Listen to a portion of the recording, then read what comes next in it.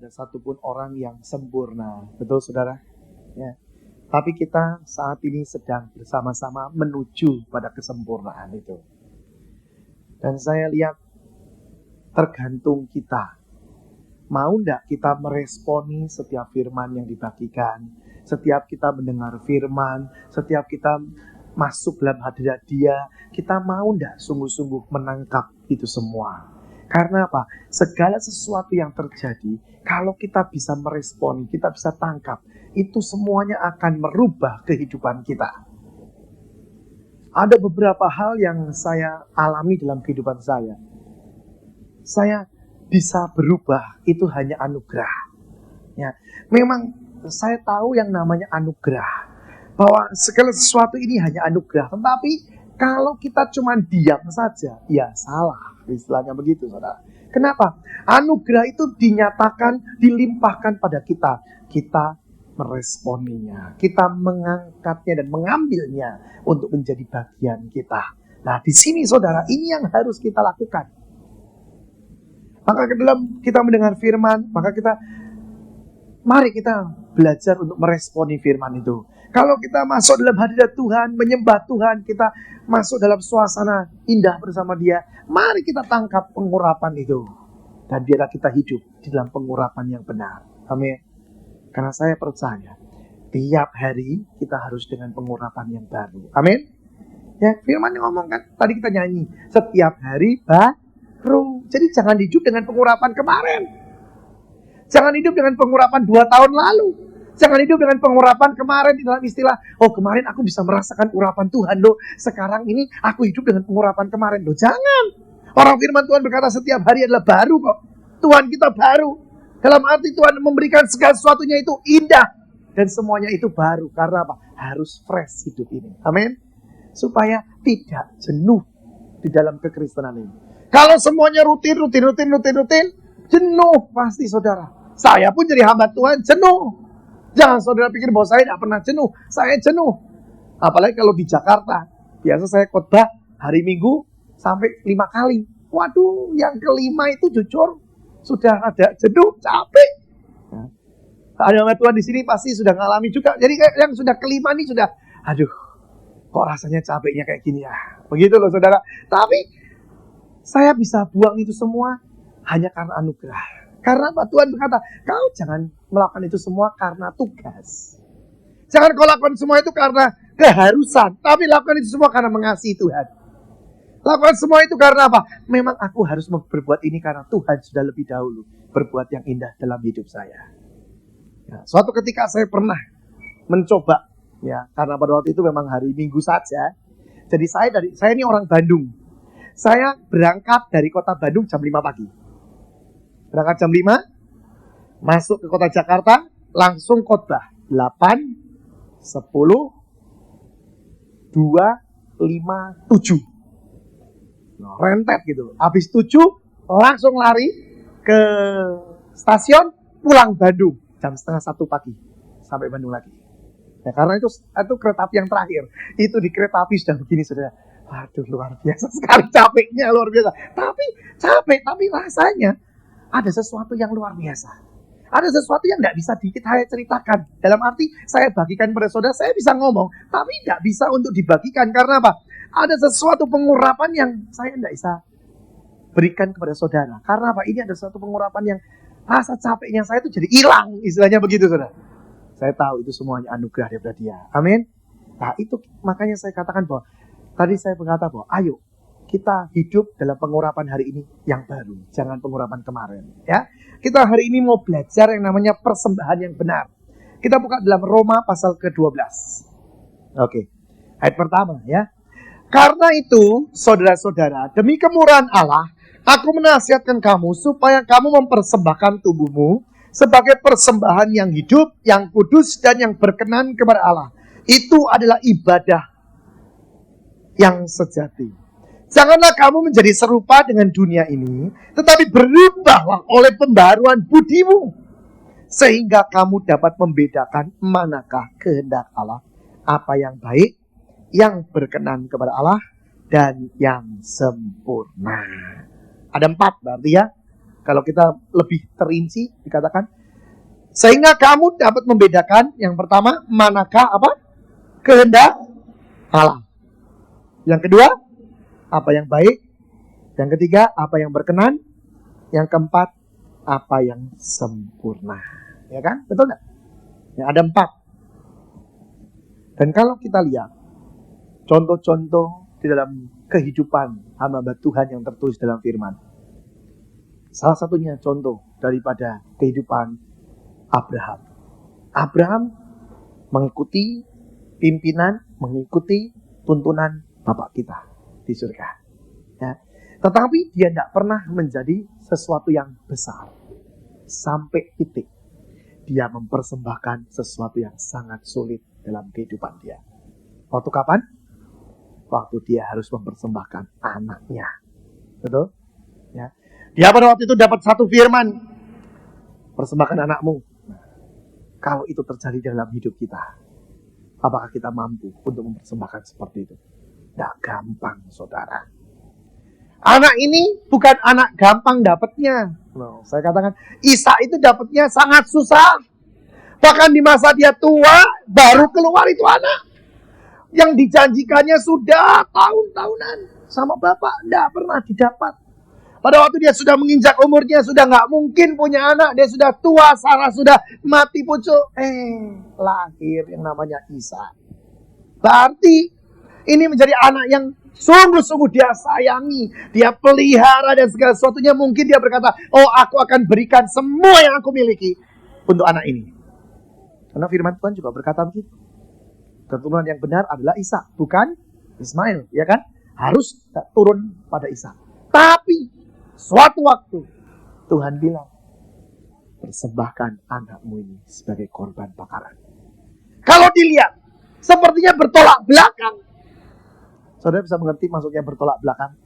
Loh, itu firman loh yang bilang bahwa ini anak akan mewarisi, akan menjadi keturunanmu, ahli keturunanmu, ahli waris. Tapi firman Tuhan kembali yang kedua dikatakan, persembahkan anakmu. Jangan saudara, karena memang sudah tahu akhirnya Ishak dikembalikan, terus langsung ngomong, iya Pak, tapi nanti kan akhirnya dikembalikan loh. Pada waktu Abraham menerima visi dan misi dari Tuhan seperti itu, kan tidak tahu kalau akhirnya dikembalikan. Betul enggak? Kan tidak tahu. Dia cuma tahunya harus mempersembahkan. Dan jangan berpikir bahwa Abraham punya pikiran gini, tenang, nanti pasti Tuhan punya rencana, itu nanti anaknya pasti dikembalikan. Nanti kalau mati pun, nanti mungkin akan dibangkitkan, atau aku bisa punya anak lagi. Loh, Abraham tidak punya pikiran begitu. Apa yang Abraham lakukan? Besok paginya, dia ambil itu anak. Dibawa. Dan di tengah jalan, anak ini tanya, ayah, semuanya sudah ada. Mana korbannya? Abraham jawab apa? Ayo, jawabnya apa Abraham? Abraham menjawab, nanti Tuhan akan menyediakan. Ini satu kata-kata iman. Sesudah itu, pada sampai di tempat dia mau mendaki, masuk ke dalam bukit di mana dia mempersembahkan korban, dia ngomong gini sama para hamba-hambanya. Kamu tinggal di sini, kami akan mempersembahkan korban. Terus dia buat lagi kata nubuatan. Sesudah itu kami akan kembali. Coba ya. Dia tidak ngomong begini, kami akan pergi, terus aku akan kembali. Harusnya secara logisnya, dia tahu yang akan dipersembahkan siapa? Ishak kan, betul tidak?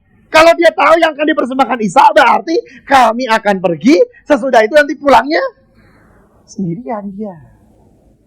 Jadi harusnya dia berkata, kami akan pergi dan nanti aku akan kembali. Tapi firman jelas berkata, Abraham berkata, kami akan pergi dan nanti sesudah itu kami akan kembali.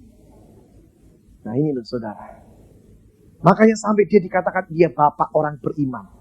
Karena dia mempersembahkan sesuatu yang sempurna di hadapan Tuhan. Nah, hari ini kita mau belajar mempersembahkan yang sempurna itu apa? Ya. Persembahan yang sangat sempurna yang Tuhan mau itu apa sebenarnya? Yaitu apa? Persembahan yang sungguh-sungguh. Yang pertama, Tuhan inginkan untuk engkau persembahkan. Jadi persembahan yang sempurna itu bukan begini. Semua yang aku bisa persembahkan, tak berikan kepada Tuhan. Oh, enggak. Yang pertama adalah, yang Tuhan minta kita persembahkan, itu apa? Nah, kita berikan kepada Tuhan. Nah, biasanya, jujur saja, yang kita kasih seringkali, itu yang biasa, yang tidak terlalu susah untuk dipersembahkan. Biasanya setiap manusia ada yang namanya disimpan sesuatu. Istilahnya berkata gini, Tuhan, yang lain boleh engkau minta, tapi yang ini jangan ya Tuhan. Karena apa? Ini merupakan kesenanganku. Ini merupakan aku, waduh sangat mencintainya. Nah, biasanya Tuhan malah minta yang itu. Nah ini saudara. Makanya pada waktu Abraham itu terjadinya seperti itu. Abraham setiap kali mempersembahkan korban. Abraham setiap kali mempersembahkan segala sesuatunya. Tuhan bilang, enggak. Aku minta anakmu itu loh. Anakmu yang sangat engkau kasih itu loh. Anakmu yang sangat menjadi, ya istilahnya pengganti Tuhan lah. Yang kadang-kadang aku dikalahkan karena engkau terlalu mengasihi anakmu itu loh. Persembahkan kepada aku. Waduh, ini yang paling sulit saudara. Ini yang paling sulit. Nah, manusia itu punya kelemahan itu 4. Saya pelajari ada 1 tambahan kelemahan manusia. Ya. Yang pertama, manusia punya kelemahan itu adalah kesombongan. Ini dosa kesombongan ini sangat sulit untuk diberantas di dalam kehidupan tiap pribadi. Dari orang kecil sampai orang besar, sombong itu ada. Dari anak kecil sampai orang dewasa itu ada. Dari orang yang nggak punya sampai yang kaya raya itu ada juga kesombongannya. Jadi kalau kita koreksi hati, kita bilang gini, ya betul Tuhan aku punya sombong itu punyalah. Ya, minder, sudah tahu minder? Minder orang biasanya orang yang nggak terlalu punya minder, betul? Itu sombong. Orang disuruh, mari silakan berdoa, nggak bisa aku, sombong. Jujur, kenapa sih kok nggak mau berdoa? Ayo. Malu. Betul kan? Sombong. Kenapa? Harusnya buat apa malu? Orang doa itu kan komunikasi dengan Tuhan. Kenapa harus malu? Jangan sampai sebelum doa dirangkai dulu. Jangan, enggak usah begitu-begitu. Udah keluar dari hati saja. Jadi saya mulai katakan dan saya mulai pikirkan, betul Tuhan, kesombongan ini melanda semua orang. Seringkali ada satu orang ketemu dengan saya, waduh hatinya lembut sekali. Sepertinya dia rendah hati sekali. Padahal sombong. Ada. Ya, ada. Dan saya jujur, saya pun sombong. Loh, saya enggak menutup-nutupi. Saya ini dulu orang yang paling sombong mungkin. Saya sombong sekali. Tapi saya setelah hancur hati, dihancurkan Tuhan. Hati saya mulai berkata, saya tidak bisa hidup di luar Tuhan. Kenapa? Karena saya mengalami, saya ini lemah sekali. Kalau tidak anugerah Tuhan, tidak mungkin saya bisa hidup saat ini. Suatu kali, di kota Semarang, saya sombong. Saya sombong tanpa sadar, saya sombong. Pelayanan, di hari terakhir Tuhan hajar saya. Dan saya senang dengan hajaran Tuhan. Kenapa? Ibrani 12 yang kemarin kita baca. Ya, anak yang kukasih itu anak yang kuajar. Apa yang Tuhan kerjakan dalam hidup saya? Saya tidak bisa bangun. Ini tulang belakang ini sakitnya luar biasa. Saya sampai tidak bisa bangun, saudara. Ini padahal masih ada khotbah sekali lagi terakhir. Dan saya bilang gini sama hamba Tuhan ini. Saya tidak bisa bangun. Dia berkata gini, masa sih? Loh, ya namanya orang tidak ngalami, oh ya saudara. Saya bilang, kalau saya bisa, tidak mungkin saya tidak mau khotbah. Terus saya bilang gini, oke, kamu berdoalah. Saya akan paksakan. Saya mungkin bisa. Nah, kami berdoa. Dia sampai panggil tukang urut. Diurut. Tidak bisa bangun. Sakitnya luar biasa. Dia bilang gini, oh batu ginjal mungkin. Minum obat batu ginjal. Tidak ada efek apa-apa. Memang bukan batu ginjal. Itu ajaran Tuhan dalam hidup saya. Karena sombong. Saya berkata, Tuhan, salahku apa? Roh Kudus diam saja. Saya bilang, ayo Roh Kudus katakan aku akan bertobat. Namanya orang sombong tidak sadar. Ya. Kalau sadar ya harus bertobat. Kalau tidak bertobat, kelewatan. Istilahnya begitu kan. Jadi tidak sadar sombongnya. Tapi pada waktu saya diam, Roh Kudus mengingatkan satu kejadian di kota Semarang. Terus Roh Kudus berkata, mengerti? Aduh, sombong. Nah, orang sombong itu kadang-kadang tidak kelihatan. Hatinya loh saudara. Itu. Dari hati yang sombong, tingkah lakumu akan keluar kesombongan. Dan itu Tuhan tahu. Karena Tuhan lihat apa? Hati. Manusia boleh kau tipu. Tuhan tidak bisa engkau tipu. Dan pada waktu itu saya mengerti dan saya berkata, oke Tuhan, aku sadar, aku salah, sombong. Terus Tuhan berkata, baca Ibrani 12, tidak apa-apa, belajar, jangan sombong.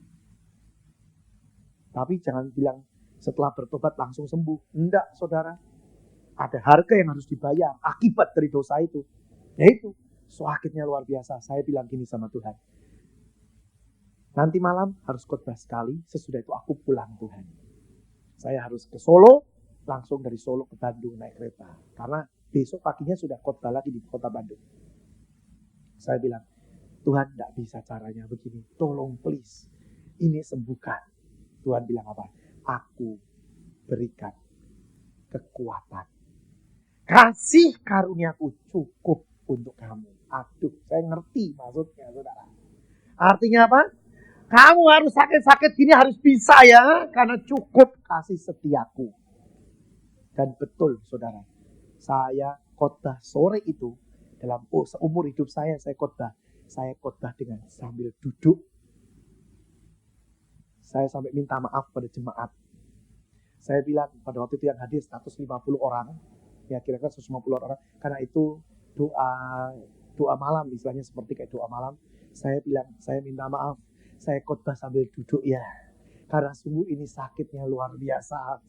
Jadi pada waktu khotbah itu sakit itu punggung saya. Tapi saya khotbah.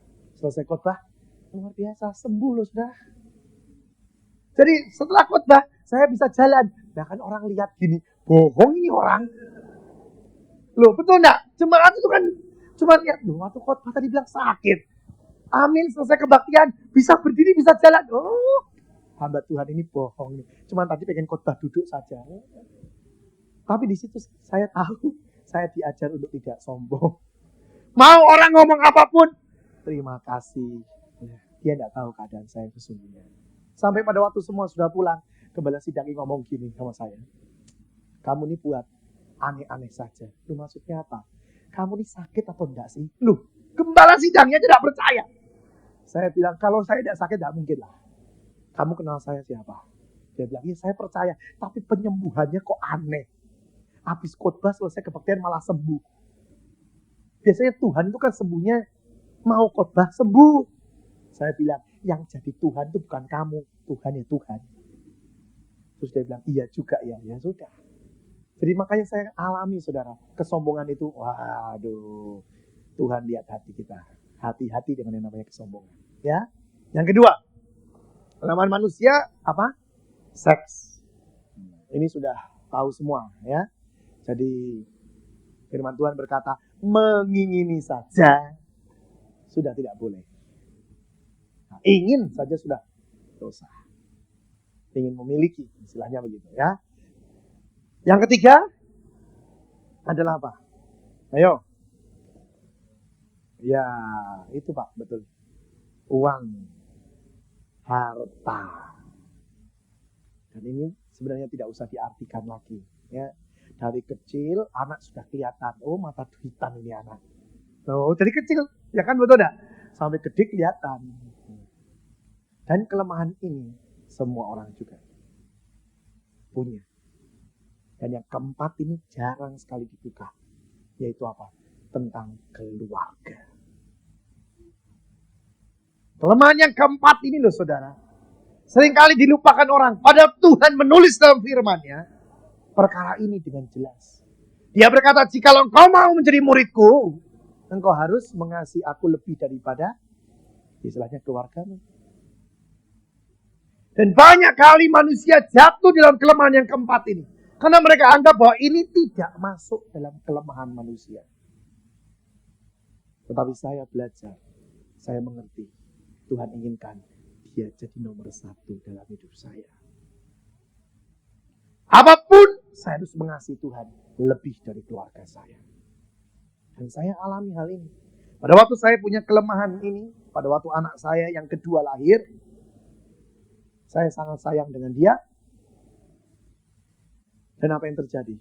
Tuhan uji saya sama seperti Abraham. Pada waktu 1 tahun, menjelang 1 tahun, dia sakit. Dan pada waktu dia sakit, saya berdoa, Tuhan, apa yang harus aku lakukan? Jangan ditiru ya, karena ini khusus untuk saya. Katakan, jangan orang Kristen itu mendengar kesaksian, amin, pulang dari tempat ini ditiru. Aduh, bahaya saudara ya, karena belum tentu kesaksian itu untuk saudara, tapi ini untuk saya. Saya berkata, Tuhan, apa yang aku harus lakukan? Tuhan bilang ini, tidak obat, tidak dokter. Terus bagaimana? Doa. Kesembuhan ada di dalam tanganku. Saya telepon istri saya. Tidak obat, tidak dokter. Dia bilang, iya saya dapatnya begitu. Tidak obat, tidak dokter.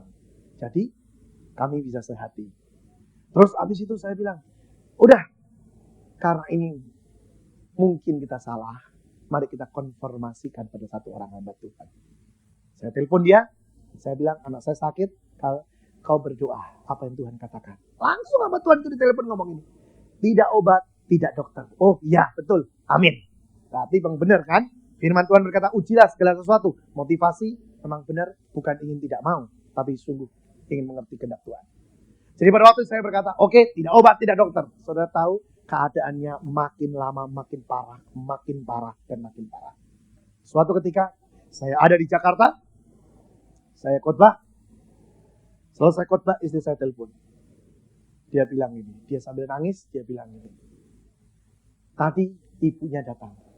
Dan pada waktu ibunya ini lihat cucunya seperti itu, ibunya langsung pulang. Minta pulang. Dan di dalam perjalanan menangis terus. Kenapa? Karena dia lihat anak saya persis dengan kejadian anak dia sebelum meninggal dunia.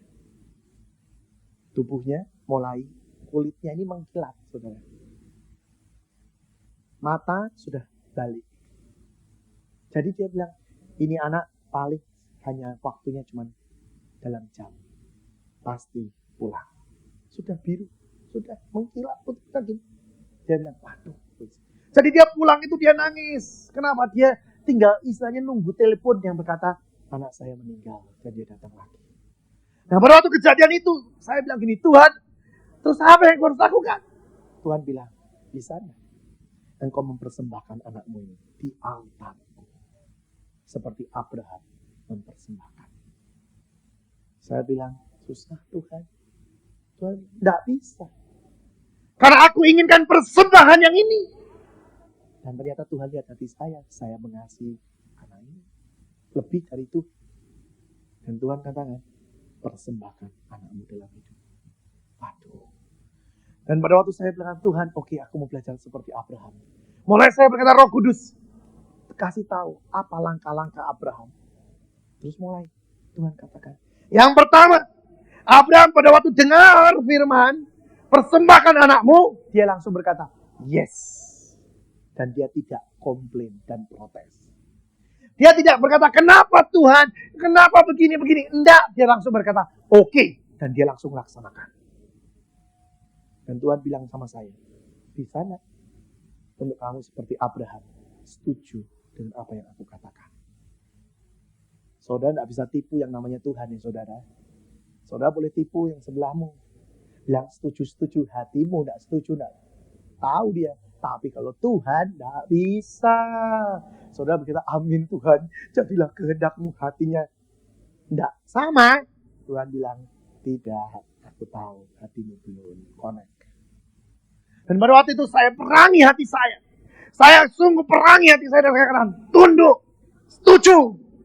Ini jiwa ngomong, Tuhan kan tidak inginkan itu. Loh, saya bilang, tidak, kamu ini siapa? Kamu adalah hamba Tuhan. Hambanya melakukan apa yang Tuhannya suruh. Dan Tuhannya katakan persembahkan anakmu. Itu harus kau persembahkan. Namanya Casey. Casey punya Tuhan. Saya doktrin hidup saya. Saya doktrin jiwa saya. Sampai akhirnya saya ini rela. Dan pada waktu saya rela, saya berkata, oke, dalam nama Yesus, aku persembahkan Casey di altar Tuhan. Dan pada waktu itu saya mempersembahkan, jujur saudara, saya tidak sombong dan saya tidak menutup-tutupi. Saya sambil nyetir mobil itu, saya sambil nangis. Mungkin sebelah mobil saya mengira gini, oh ini lagi ada apa ya? Kok yang nyetir kok sambil nangis, sambil air bercucuran. Karena saya pada waktu itu perang sungguh-sungguh. Dan akhirnya saya bisa berkata, aku persembahkan anakku Casey dalam tangan Tuhan, dalam altar Tuhan. Bahkan saya mulai berkata, oke Tuhan, aku siapkan siapa yang akan nanti kebaktian penghiburan. Siapa yang nanti tutup peti, siapa yang nanti khotbah di pengkuburan. Saya sudah siapkan semua. Sampai tempat kuburnya pun saya sudah siapkan. Bajunya semua saya sudah kasih tahu. Oh iya, ini pakai baju ini nanti kalau dia meninggal. Nah, pada waktu saya sudah mempersembahkan itu semua. Seluruhnya. Dan tidak hanya di mulut, tapi dari hati yang terdalam. Di situ. Titik terakhir. Tuhan bilang gini. Tuhan tidak bilang sembuh. Tuhan bilang gini. Sekarang engkau pulang ke Bandung. Karena memang pelayanan saya sudah selesai. Engkau pulang ke Bandung. Engkau lihat anakmu masih bernapas. Berarti engkau menang. Dan aku kembalikan anakmu untuk engkau. Tapi kalau engkau datang. Anakmu sudah aku bawa pulang. Berarti masuk di dalam penggenapan. Aku minta anakmu. Tapi engkau tidak menang. Waduh, saudara. Ya udah, saya jalan terus. Saudara tahu di tengah jalan telepon tim saya sendiri. Dia berkata gini, kakak ini gila. Oh, ini tim saya sendiri loh ngomong gitu. Kakak gila. Kenapa? Kakak gila. Kakak tahu anak sakit seperti itu tidak ke dokter. Anak sakit seperti itu tidak dikasih obat. Kamu memang gila. Oh, saya dimaki-maki di telepon. Saya bilang gini sama dia. Betul, saya ini gila. Tapi saya tergila-gila sama Tuhan saya. Dan saya ngomong gini sama dia. Kalau kamu tidak ikut gila, kamu tidak bisa masuk surga. Dia bilang gini. Kenapa sampai seperti itu? Saya bilang, karena Tuhanku berfirman. Tidak obat, tidak dokter untuk saya. Terus dia bilang gini. Oh, jadi Tuhan sudah ngomong tidak obat, tidak dokter. Iya. Oh ya sudah, maaf ya kak, saya akan ikuti. Saya juga akan mau jadi orang gila, tidak apa-apa lah. Ya udah, sekarang kamu berdoa supaya saya keluar sebagai pemenang. Dan apa yang terjadi saudara, sampai di rumah istri saya jemput saya. Selama ini saya datang itu istri saya tidak pernah keluar dalam arti jemput ke mobil saya itu tidak pernah. Karena dia selalu nunggu di lantai 2, di sofa di lantai 2. Karena rumah saya tingkat, jadi dia selalu nunggu di lantai 2. Itu sudah kebiasaan dia. Gitu loh. Tapi hari itu dia turun dari tingkat 2, dia turun dan dia jemput saya. Saya hati ini ngomong gini, ya pasti sudah lewat. Pada waktu saya parkir mobil, saya tanya, bagaimana dengan Casey? Tadi sih tidur. Oh. Jadi masih belum final. Betul enggak? Loh, belum finalnya. Saya datang. Saya lihat dari jauh, tidak ada nafas. Tidak ada nafas, saudara. Saya sampai berhentikan nafas saya, supaya saya lihat nafas dia. Jujur, pada waktu itu saya bilang, makasih Tuhan. Anak ini sudah berangkat. Tenang dikit. Tapi Tuhan Roh Kudus ngomong, pegang nadinya. Dan pada waktu saya pegang nadinya, ada tapi sangat tipis sekali. Lemah sekali. Tapi masih ada nadi itu.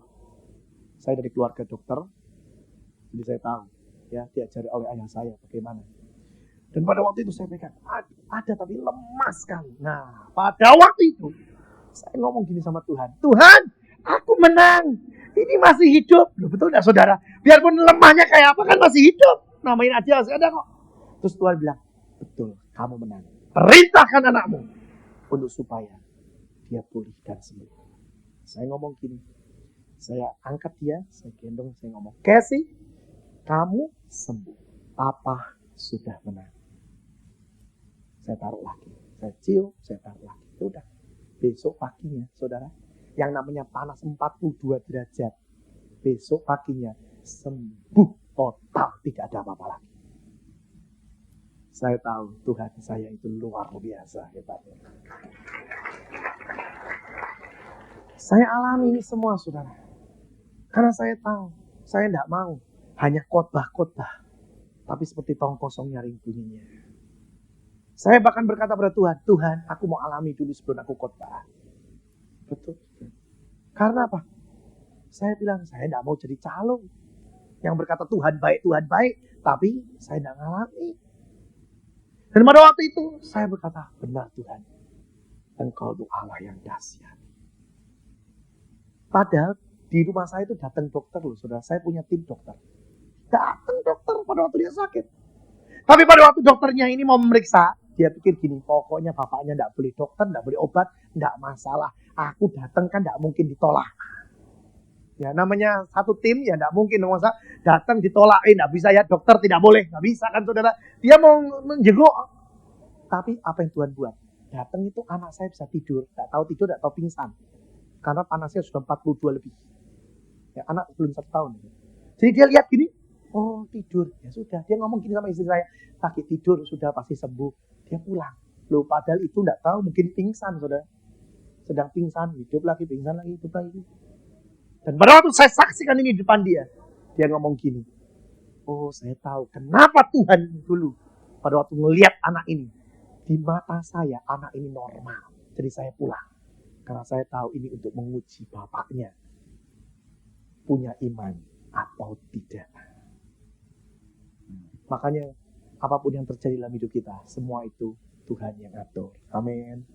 Ini loh kelemahan keluarga, saudara. Saya alami. Jadi keluarga kadang-kadang menjadi kendala di mana kita bisa dekat dengan Tuhan. Keluarga menjadi kendala di mana kita bisa menyelesaikan bagian Tuhan dalam hidup kita. Makanya kita harus belajar mengasihi Tuhan nomor 1. Apapun keadaan, kasih Tuhan nomor 1. Keluarga nomor 2 boleh, tapi Yesus nomor 1. Amin. Ya, itu saudara. Nah, persembahan yang benar adalah yang seperti ini. Ya. Dan jangan saudara pikir bahwa persembahan ini cuma sekali dalam seumur hidup. Oh tidak. Akan berulang-ulang supaya apa? Kita mengerti bahwa kita sebenarnya tidak bisa hidup di luar Tuhan. Yohanes pasal yang ke-15. Ayat yang ke-5. Akulah pokok anggur dan kamulah ranting-rantingnya. Barang siapa tinggal di dalam aku dan aku di dalam dia, ia berbuah banyak. Sebab di luar aku, kamu tidak dapat berbuat apa-apa. Lihat kata-katanya. Ini satu kata-kata profetik sungguh saudara. Dikatakan di luar aku, kamu tidak bisa berbuat apa-apa. Padahal secara dunia, mungkin akan kelihatan kita tetap bisa melakukan segala-galanya. Tapi di hadapan Tuhan, semua itu sia-sia kalau kita lakukan di luar Tuhan. Apa yang artinya kita lakukan di luar Tuhan? Kita lakukan semuanya untuk kepuasan daging kita. Kita lakukan semuanya untuk ego kita. Kita lakukan semuanya untuk harga diri kita. Kita lakukan semuanya supaya kita kelihatan, kita terlihat, kita bisa. Semuanya itu sia-sia di hadapan Tuhan. Memang tidak gampang untuk hidup berkenan di hadapan Dia. Untuk mempersembahkan sesuatu yang sempurna itu tidak gampang. Tapi mari kita belajar. Nah, persembahan yang sempurna contohnya seperti apa lagi? Seperti seorang janda miskin. Yang pada waktu itu Yesus sedang ada dekat dengan kotak persembahan. Firman berkata, janda miskin masukin persembahan yang sangat kecil sekali. Sesudah itu ada orang-orang kaya yang datang memasukkan yang lebih besar dan banyak yang besar-besar. Tapi Tuhan bilang, lebih besar si janda miskin itu daripada orang kaya itu. Kenapa?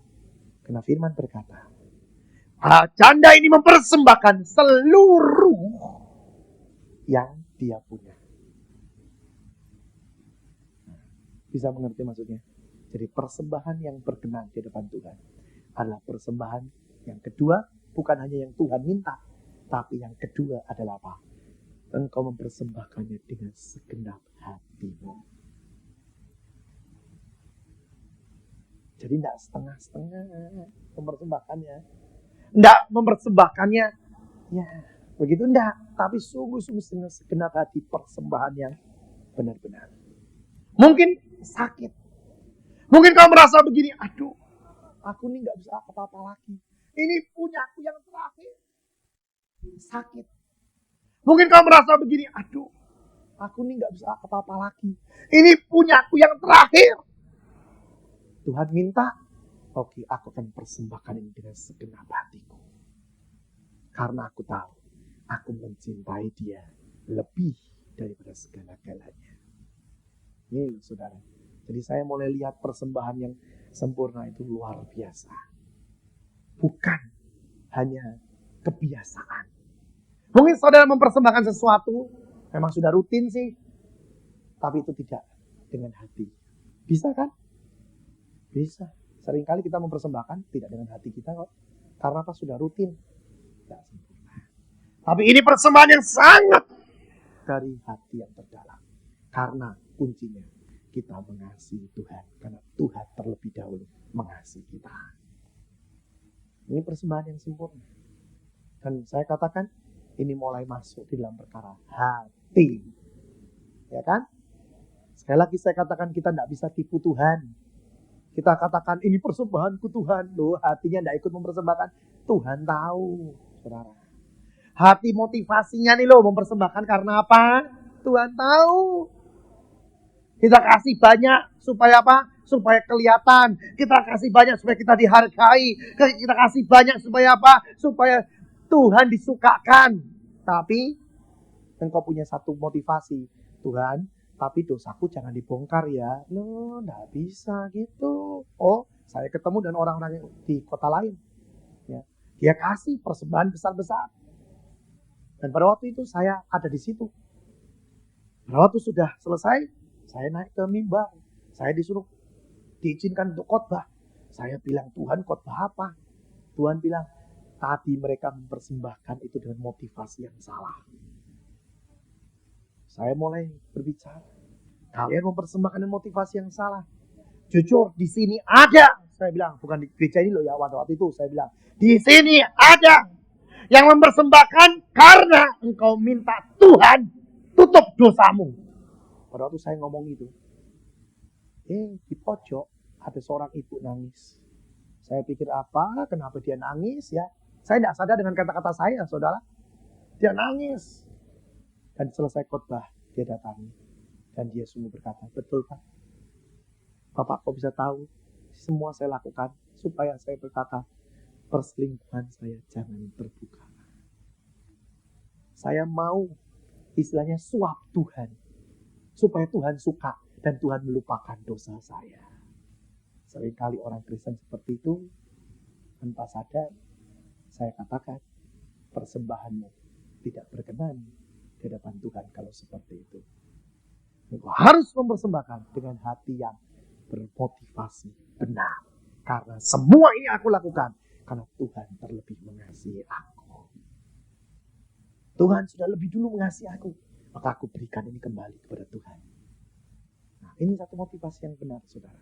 Tidak minta kembali apapun. Ya. Yang ketiga, persembahan yang benar adalah seperti yang Daud lakukan. Mazmur 51. Ini persembahan yang sempurna. Jadi persembahan sempurna ini ada 3 macam. Nanti saudara bisa lihat saudara masuk dalam kategori yang mana, begitu. Ya, pokoknya salah satu bagus, ya kan? Yang ketiga adalah Mazmur 51 ayat yang ke-18. Mulai 18, sebab engkau tidak berkenan kepada korban sembelihan, sekiranya ku persembahkan korban bakaran, engkau tidak menyukainya.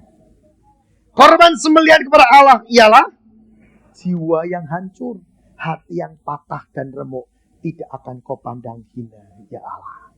Persembahan yang ketiga yang Tuhan suka adalah pertobatan. Persembahan akibat dari pertobatan.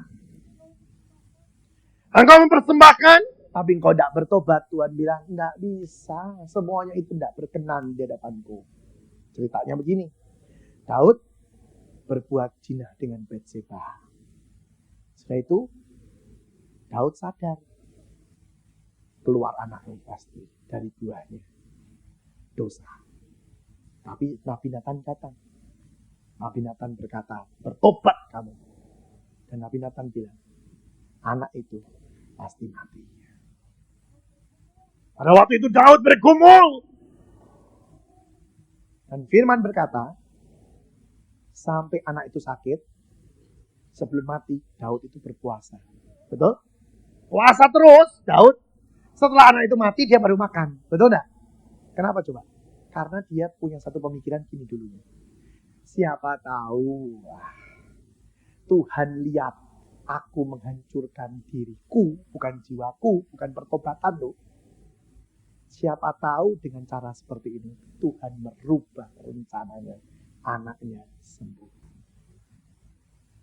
Makanya dia berkata, betul, Tuhan tidak terima itu semua. Karena Tuhan lihat hati yang remuk. Apa itu hati yang remuk? Daud belajar. Dia harus mengakui, aku tidak bisa hidup kalau tidak engkau ada di dalam aku. Aku gak bisa hidup di luar engkau Tuhan. Aku punya semua. Aku punya segala-galanya. Dan aku mau membeli engkau. Itu tidak bisa. Karena aku hidup hanya anugerah dari Tuhan. Nah, ini adalah sesuatu yang sangat luar biasa yang dipunyai Daud. Daud bisa menangkap dan Daud bisa mengerti pelajaran yang Tuhan ajarkan. Pada waktu saya pelajari tentang kejatuhan Daud ini, ada satu pertanyaan yang saya tanyakan pada Tuhan.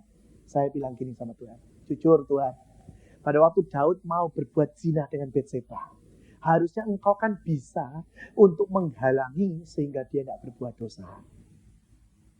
Bisa enggak? Bisa. Orang saya punya kesaksian banyak. Ya, ini kesaksian ya. Ada seorang ibu sudah tua, saudara, tinggal di rumah. Rampok datang. Ini kejadian sungguh, saudara. Ini tidak ada saya buat-buat. Ini kejadian sungguh. Rampok datang, rumahnya dikuras, ibu itu mau diperkosa. Padahal sudah tua, ini rampok, ini kurang ajar. Ya. Mau diperkosa, ini ibu ini yang kesaksian. Dia bilang gini, pada waktu aku mau diperkosa, aku cuma ngomong, Yesus tolong. Maaf bicara. Laki yang memperkosa itu impoten.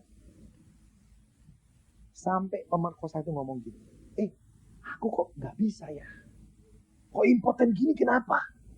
Terus dia ngomong, Yesus tolong, Yesus. Itu gak satu loh saudara. Semua. Pada waktu saya dengan kesaksian ini, saya jujur ngomong, pada waktu saya baca ini, bisa kan Tuhan kau buat begitu? Coba pada waktu Daud mau berbuat zina dengan Batseba, impoten, bisa. Kan tidak terjadi pembuahan itu, betul? Kenapa kok Tuhan izinkan? Tuhan bilang begini, kalau tidak itu terjadi, Daud tidak akan pernah punya hati yang remuk. Daud itu diproses Tuhan 14-17 tahun, saudara. Dia diurapi, terus sampai menuju ke raja, itu dia diproses terus sama Tuhan. Hatinya tidak remuk-remuk. Mau jadi buronan perang, mau dihina kayak apa, tidak remuk-remuk dia. Tapi sekali dia kena masalah ini, dia hatinya remuk sungguh-sungguh. Dan dia buat kata-kata ini. Kenapa? Karena dia tahu, ini perkara nyawa seseorang. Dan tidak bisa dibeli apa-apa. Dia sadar, Tuhan yang menentukan kehidupan seseorang. Maka dari itu, dia baru sadar dan dia berkata, benar Tuhan, aku harus punya hati yang remuk. Hatinya remuk sungguh-sungguh. Dan hatinya berkata, aku tidak bisa hidup di luar Engkau Tuhan. Aku perlu Engkau. Makanya seringkali jujur saudara diremukkan sama Tuhan, hatimu dari apa? Itu loh, masalahmu itu loh saudara. Ya. Setiap manusia kan punya kelemahannya macam-macam. Saya katakan ada 4. Tergantung yang besar yang mana. Betul? Biasanya Tuhan remukkan hati dari masalah demi masalah. Sampai akhirnya kita angkat tangan dan kita berkata, aku tidak bisa hidup Tuhan. Sungguh aku sudah angkat tangan. Tuhan berkata, oke, engkau angkat tangan, aku turun tangan. Sudah tahu bom Marriott yang barusan beberapa tahun ini ya? Ya, tahun ini ya. Pada waktu bom itu Marriott beleng gitu ya. Sudah beberapa waktu kemudian saya khotbah di satu gereja. Kesaksian. Karena Pak, harusnya suaminya kena bom itu, saudara. Betul, saudara. Harusnya kena suaminya. Tapi bisa. Tuhan lindungi. Nah, ada lagi, lain lagi, yang lebih antik lagi. Dia sedang meeting di Marriott. Di hotel itu dia lagi meeting. Pada waktu itu hatinya ngomong, pulang. Tinggalkan meetingmu, pulang. Dia bilang, ini kan gak lucu. Ini bukan Tuhan dalam nama Yesus pergi. Mungkin ditengking, saudara. Tapi tidak hilang namanya Roh Kudus ditengking buat apa. Dia ngomong lagi, pulang. Akhirnya karena tidak kuat, dia tinggalkan meeting itu. Turun ke bawah. Sampai di bawah, di tempat bomnya meledak itu, masih ngobrol lagi. Namanya orang itu sudah sering di situ berarti kan. Ngobrol dengan penjaganya di situ. Nah biasanya, sopir dan mobil yang dikendarai sopir itu, kalau ngelihat bosnya ngobrol, keliling lagi. Ya keliling terus sampai bosnya istilahnya keluar. Nggak mungkin sopir ini diem nungguin, nggak mungkin saudara. Karena apa? Nggak sopan. Sopirnya nggak mau muter lagi. Jadi pada waktu sopir ini datang, pulang, ngomong lagi, cepet pulang, tinggalkan. Akhirnya dia ngomong, sudah ya, saya pergi. Lari masuk mobil. Di jalan itu pelang. Dia bilang, kalau tadi mobilku muter, aku korban pertama. Karena pas belengnya dia di tempat itu. Dia ngomong gini, yang tak aja ngomong tadi hidup enggak ya? Enggak tahu, saudara. Kemungkinan yang diajak ngomong ya, sudah. Kim. Nah, saya tahu Tuhan kita itu luar biasa. Amin. Nah, dari kejadian-kejadian seperti itu ada orang kaya di Jakarta yang memang dia pengen makan di Hotel Marriott. Dia kesaksian. Itu orang ditobatkannya tidak bisa. Sudah hamba Tuhan sederet ngomongi dia, tidak bertobat-tobat. Dia ngomong gini dengan hamba Tuhan. Waktu itu saya sungguh berkata gini, ini orang memang, tapi tidak bisa disalahkan. Dia ngomong gini, saya ini mau bertobat. Dia bilang gitu. Saya mau bertobat. Tapi buktikan dulu bahwa ada perlunya saya itu terima Yesus sebagai juru selamat secara pribadi. Loh, itu kan benar kan? Kata-katanya benar, hatinya memang benar mau bertobat. Karena apa? Terus hamba Tuhan ngomong, loh Tuhan itu akan memberikan kita berkat yang luar biasa. Misalnya ngomong begitu ya. Dia ngomong, berkat. Aku gak butuh itu lagi. Kenapa? Nah, sudah terlalu kaya. Duitnya aja sampai gak ada. Dia butuh roti saja kadang-kadang. Datangkan dari luar kota. Roti makan pagi loh saudara. Datangkan khusus dari luar kota. Pesawat plane pertama itu bawa roti dia. Loh saya gak mau ini saudara. Jadi dia bilang, kelimpahan. Ini gelarah di mana-mana duitnya. Gak bisa dihitung. Mau apa lagi? Sehat. Dokterku bilang, dicek up setiap waktu. Tidak ada. Aku udah ada penyakit. Oh, mau apa lagi? Keluarga. Semuanya beres. Tidak ada yang nakal. Tidak ada yang narkoba. Hamba Tuhan juga pusing. Apalagi? Saya ditanya begitu. Saya ngomong gini. Terserah Bapak lah. Aku tak pulang. Saya bilang, sekarang gini aja Pak. Akui saja bahwa Tuhan itu ada. Nanti Bapak akan tahu ada kerinduan yang penting di dalam hatimu. Engkau mau ingin bertobat dan pengen lihat Yesus itu hidup. Nanti kau akan alami. Nanti engkau bertobat. Oh gitu ya. Ya sudah. Udah saya pulang. Dan betul kejadian bom Marriott memberkati dia. Kenapa? Dia mau makan di situ. Relasinya sudah dikasih tahu, yuk makan di Marriott. Relasinya bilang, untuk hari ini saya tidak pengen ke sana. Kita makan di hotel lain. Bisa begitu loh saudara. Tuhan itu sayangnya dengan orang itu luar biasa. Dan betul, dia makan di hotel lain. Lengan, kejadian. Terus dia bilang gini, betul ya, aku punya duit sampai bertete. Tapi kalau bomnya meledak, ya aku mati. Perkara itu sederhana. Uangku yang sangat tidak bisa dihitung itu tidak bisa menyelamatkan aku. Karena apa? Misalnya aku tahu aku pakai rompi apapun lah istilahnya yang diselamatkan. Tapi kan tidak ada yang tahu bahwa bom itu akan meledak. Dan dia bilang, semua itu tidak berguna. Dan pada waktu itu dia bisa sadar gini, iya ya, kalau aku mati aku kemana? Bertobat, saudara. Sekarang terima Yesus sebagai juru selamat, jadi anak Tuhan yang sungguh. Saya tak pikir Tuhan itu luar biasa. Amin, saudara. Dari masalah itu kadang-kadang Tuhan ingin pulihkan kita. Ya kan? Nah, saudara juga seperti itu. Kadang-kadang kita dipojokkan dengan masalah. Kita dipojokkan dengan sesuatu. Dan akhirnya kita angkat tangan. Di situ hati kita hancur. Kita perlu Yesus. Bukan karena apa-apa. Tapi kita tahu tidak ada jalan keluar kecuali Tuhan. Dan firman berkata, yang kudus tidak bisa bersatu dengan yang tidak kudus. Kita benahi dosa kita dengan pertobatan yang benar. Kita buang semua dosa. Makanya firman tadi dikatakan, cara berpikir dunia, buang. Kalau kau mau mempersembahkan sesuatu yang sempurna di hadapan Tuhan. Tidak bisa. Engkau beli Tuhanmu, itu tidak bisa. Tidak bisa. Saya ingat pada waktu saya naik kapal pesiar, saudara. Ya, kapal pesiar. Saya naik. Pada waktu lihat kapalnya besarnya luar biasa, ya kan? Yang cruise yang Star itu, saudara. Itu besar sekali, saudara. Yang kapal yang itu yang satu lagi lebih kecil, ini yang besar, Virgo. Itu besar. Ya. Nah, saya naik di lantai 11. Saya tinggal di lantai 11. Di balkoni 11. Di situ saya lihat, waduh bagus. Belum berangkat ini saudara. Waduh enak ya Tuhan. Luar biasa. Pas sudah jalan. Katanya ngomong yang gak ada goncangan. Goyang saudara.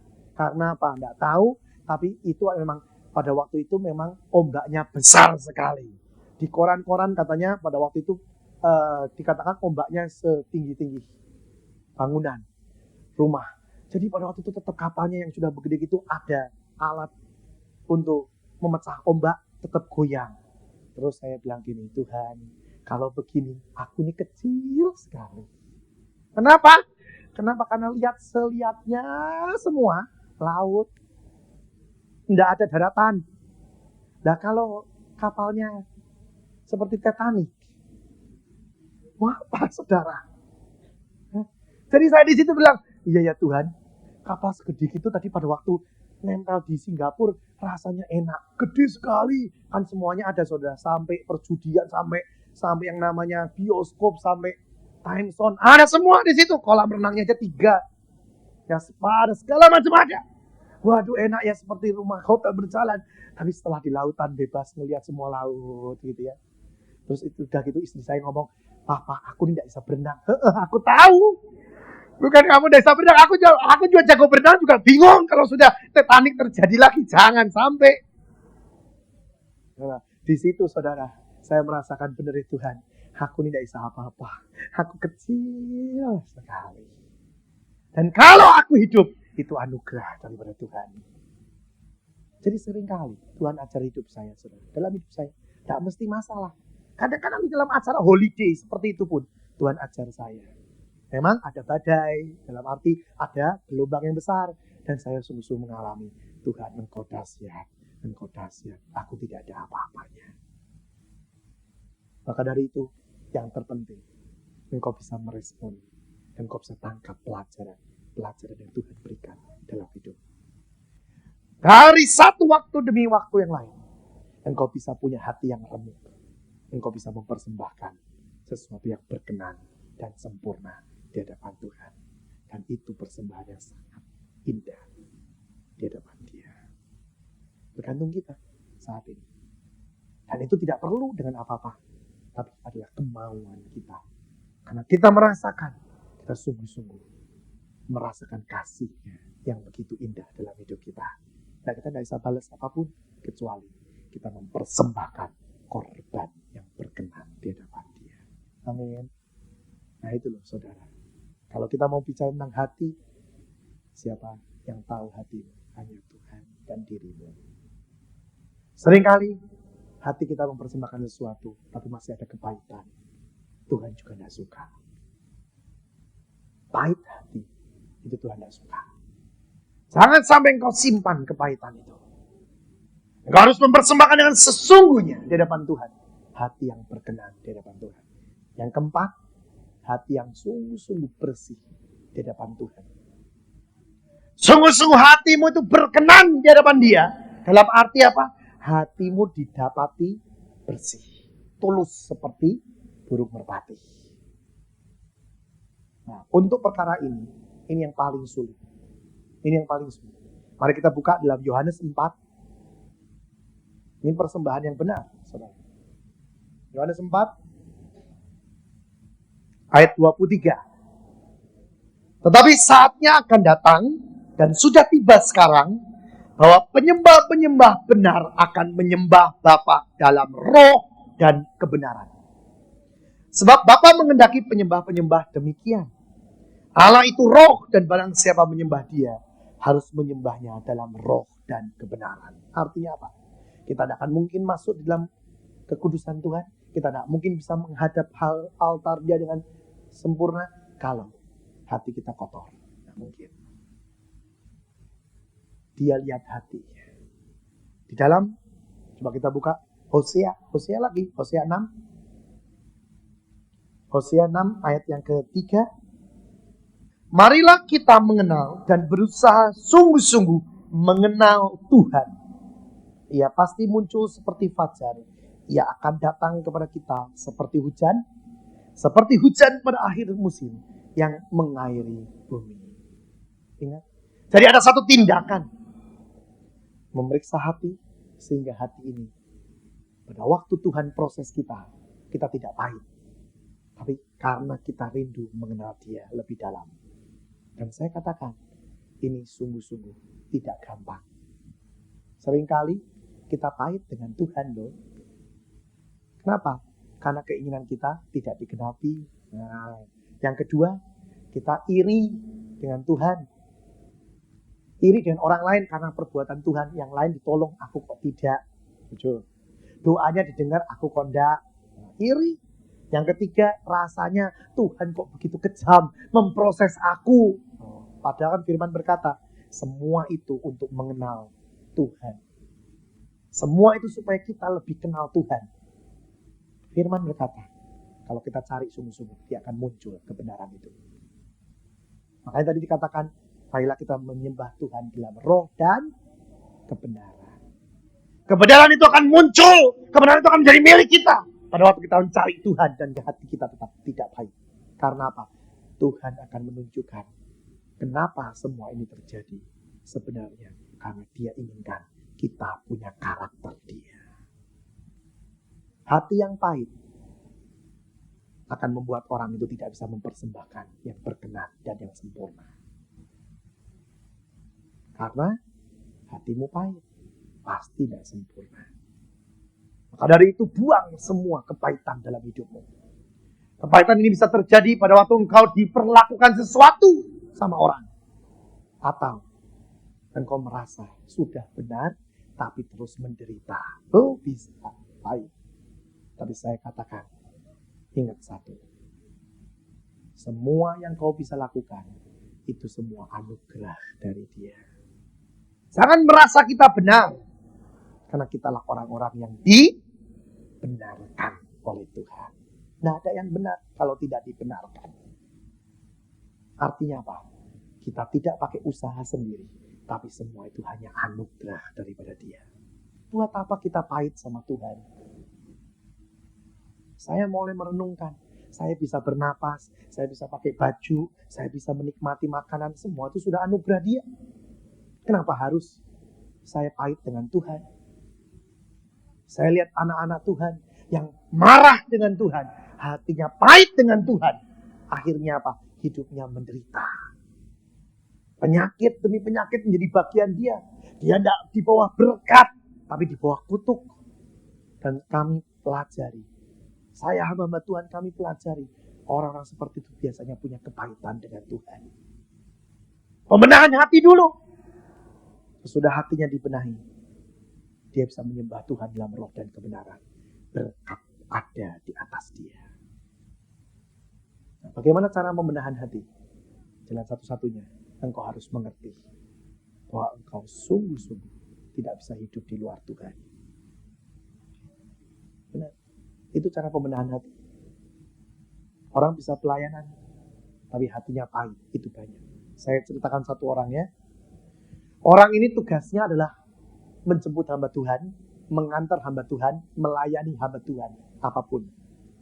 Ya, ini ada satu orang, bukan di kota ini, di kota lain.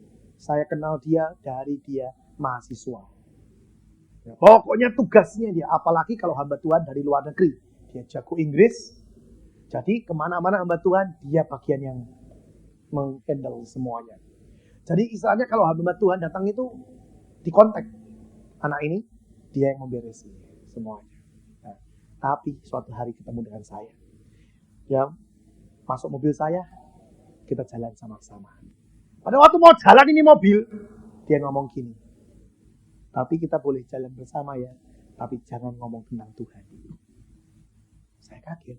Loh ini orang yang biasa ngantar hamba Tuhan loh.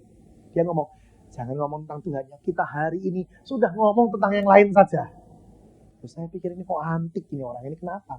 Malah dia ngomong begitu, malah saya curiga. Saya malah korek dia. Kenapa sih sebenarnya orang Tuhan itu ya baik loh. Pada waktu dia dengar baik, ini alergi kupingnya saudara. Ya. Jadi pada waktu dia dengar Tuhan itu baik loh, Tuhan itu luar biasa. Alergi kupingnya itu langsung ngomong tanpa sadar, iya baik untuk kamu, untuk saya enggak. Loh, kenapa? Dia bilang, apa? Janjinya. Tidak ada yang tergenapi dalam saya. Oh, kuncinya apa? Dia kecewa sama Tuhan. Dia terima nubuatan, tidak jadi nubuatannya. Katanya dia. Padahal Tuhan tidak pernah janji nubuatan itu kapan terjadinya. Dia pikir nubuatan langsung jadi. Nubuatan langsung jadi. Jadi akhirnya dia kecewa. Karena nubuatannya tidak jadi. Tunggu setahun tidak jadi. Tunggu 2 tahun tidak jadi. Nah, Tuhan tidak ngasih tahu kapan. Mungkin 10 tahun lagi. Ya kan? Betul. Saya ngomong sama dia. Saya bilang ini. Yang jadi Tuhan siapa? Terus dia mikir. Ya Tuhan, ya Tuhan. Loh, nah kalau Tuhan, ya Tuhan. Kenapa kamu pusing? Dia cuma janji. Dia tidak kasih tahu waktu. Terus dia mikir. Iya juga ya. Kok aku kok bodoh? Batasi Tuhan harus setahun, harus 2 tahun. Yang penting kau harus punya iman. Bahwa apa yang Tuhan katakan pasti jadi. Yang kedua, kau berkata pada Roh Kudus. Roh Kudus, mampukan aku untuk supaya bisa menikmati janji Tuhan. Paksakan aku untuk aku bisa melakukan apa yang menjadi bagianku. Supaya nubuatan itu terjadi dalam hidupku. Terus dia bilang, iya betul ya. Aku dari kemarin hatiku pahit luar biasa. Karena aku merasa Tuhan itu bohong. Tuhan itu pendusta. Saya bilang, bukan pendusta. Tapi engkau dimanipulasikan oleh setan. Engkau disalah ngertikan. Sadar dia saudara. Dan dia bilang, pada waktu hatiku pahit dengan Tuhan. Berkat itu tidak ada dalam hidup. Aku dapat berkat, habis. Aku dapat berkat, habis, gak tahu lari kemana. Karena apa? Dia di bawah kutuk, bukan berkat. Ya karena dia sakit hati dengan Tuhan. Dia seseorang yang tidak benar ke depan dia. Karena mungkin dia bisa terima berkat dengan sempurna. Pada waktu dia bertobat, kami berdoa bersama, kami minta ampun bersama, dan dia dipulihkan. Beberapa waktu kemudian dia telepon saya. Dia bilang gini, luar biasa. Tuhan buka jalan dalam proyekku, dalam istilahnya pabrikku. Yang tidak ada order, Tuhan kasih order luar biasa. Ya, seseorang yang dipulihkan hatinya. Tidak ada lagi kepahitan dengan Tuhan. Dia di bawah anugerah, berkat melimpah dalam luar biasa. Saudara mau dipulihkan? Ya, hatimu. Karena yang kudus gak bisa bersatu dengan yang tidak kudus. Jelas. Makanya kalau hati kita benar, pasti kita akan mendapatkan anugerah, kelimpahan yang sangat luar biasa. Satu ayat penutup, 1 Korintus pasal yang kedua. Nanti kalau ada session kedua ya, nah itu tanya jawab ya saudara, kalau ada yang saudara tanyakan. 1 Korintus pasal yang kedua, ayat yang ke-9. Ini ayat saya, ayat kehidupan saya saudara. Tapi ini saya alami berkali-kali. Tetapi seperti ada tertulis 1 Korintus 2 ayat 9. Apa yang tidak pernah dilihat oleh mata dan tidak pernah didengar oleh telinga dan yang tidak pernah timbul dalam hati manusia, semua yang disediakan Allah untuk mereka yang mengasihi. Amin saudara. Ini ayat sangat luar biasa. Dalam hidup saya setiap kali saya merasakan, saya tidak berpikir, saya tidak mau melihat, tahu Tuhan sudah sediakan itu untuk saya. Cuman apa bagian saya? Mengasihi Tuhan. Apa itu mengasihi Tuhan? Firman berkata dalam Yohanes 14 ayat 15. Ya, dikatakan, jikalau engkau mengasihi aku, engkau menuruti segala perintahku. Jelas. Seseorang yang mengikuti perintah Tuhan, dia ada di bawah kasih karunia Tuhan. Dia di bawah berkat Tuhan. Dan kami menikmati berkat yang tidak pernah terpikirkan. Itu berkat mengalir, dan mengalir. Saya percaya Tuhan ingin memberkati kita semua. Tidak ada satupun anak yang tidak diberkati Tuhan. Semua akan diberkati Tuhan. Tergantung diri kita. Apakah kita siap untuk menerima berkat atau tidak? Amin. Ya, kita berdoa. Terima kasih Tuhan. Firman-Mu sudah hamba katakan. Melalui Roh Kudus, Engkau saat ini beracara. Hamba tidak bisa apa-apa, tapi Engkau terus yang beracara. Biarlah firman yang sudah dibagikan tidak kembali dengan sia-sia. Dapat kami tangkap secara positif. Dapat kami tangkap itu. Dan biarlah sungguh-sungguh kami dapat mengerti. Makasih Tuhan. Segala hormat, pujian, kemuliaan kami kembalikan padamu. Terima kasih Bapa. Di dalam nama Yesus kami berdoa dan mengucap syukur.